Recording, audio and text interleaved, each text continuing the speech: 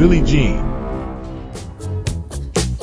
She was more like a beauty queen from a movie scene. It is the sixth song from the sixth studio album, Thriller, released in 1982. The song was written by Michael Jackson in just 5 minutes, and he stated that while writing it, he could feel it would become a hit. Producer Quincy Jones disagreed with the 29-second intro duration, but when he wanted to remove it, Jackson asked him to leave it as it made him want to dance. The lyrics describe a woman who claims to have a child by the narrator, who denies it all the time and only remembers the warnings from people and his own mother about being careful and not playing with young girls' hearts. Jackson has stated that the lyrics are inspired by fans known at the time as groupies, who followed his brothers while they were in the Jackson 5 band. Michael was still a child and did not understand why these fans claimed to have children related to one of his brothers.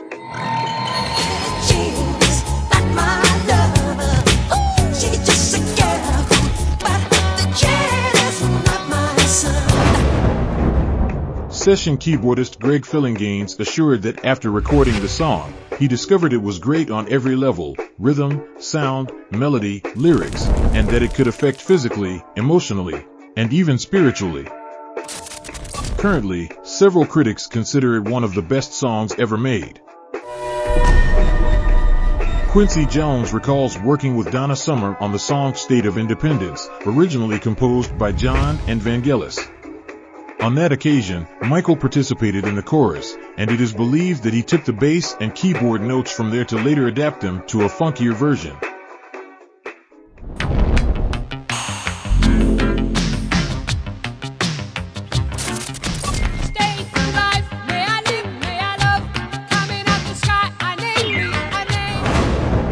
On May 15, 1983, Motown Records broadcast a television special for its 25th anniversary, inviting the main artists who were part of its label.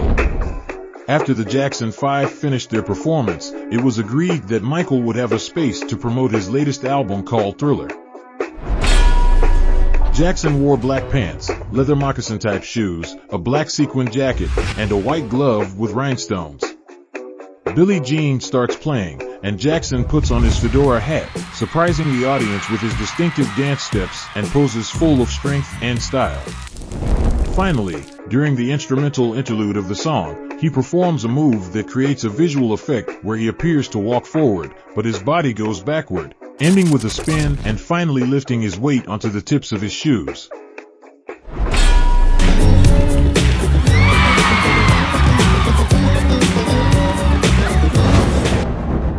The live performance of this song revealed Michael Jackson's talent as a pop icon along with his historic backward slide. The move was already used by young people in the black community under the name backslide, but after Michael's performance, it was dubbed by the media as the moonwalk, marking it as a moment that transcended in a way no live musical performance had ever achieved.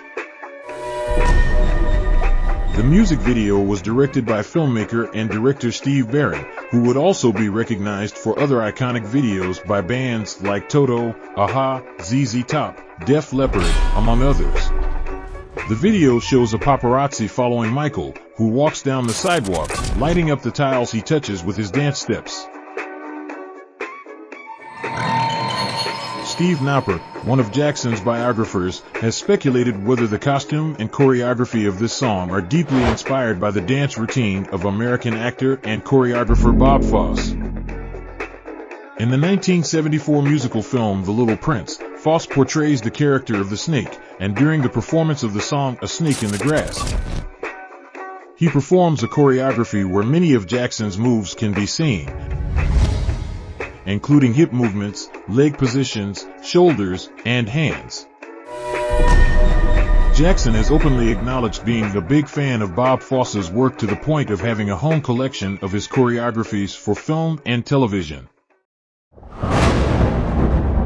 An accident associated with this song occurred in 1984 when the Pepsi Company agreed to pay Michael Jackson the extravagant amount of $5 million to record some commercials for their new campaign, Choice of the New Generation. Michael rewrote the lyrics of Billie Jean and during the filming of the second commercial, on the sixth take, he was a few steps closer to the fireworks, which were detonated prematurely, causing some sparks to reach the singer, and the hairspray he used allowed the fire to grow quickly on his head. Michael continued his routine until he was reached by staff and his brothers to try to extinguish the fire that had already spread to his entire hair and part of his face.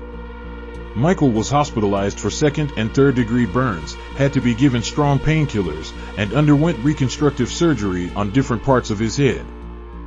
Many of the biographers specializing in Michael agree that it was this accident that made the singer addicted to painkillers, as the pain from the sequelae never disappeared. The commercial relationship between Jackson and Pepsi was not affected by the accident, as the following year they signed a new contract that would cover 5 continents, this time for $10 million, maintaining the commercial relationship for more than 20 years until the sexual abuse allegations against Jackson forced the soda company to coldly disassociate from him. If you liked the video, share it with your friends and family so they can learn more about these topics. Remember, you can leave us comments about other singers or bands you would like to know the stories behind their songs. Until next time. Billie Jean.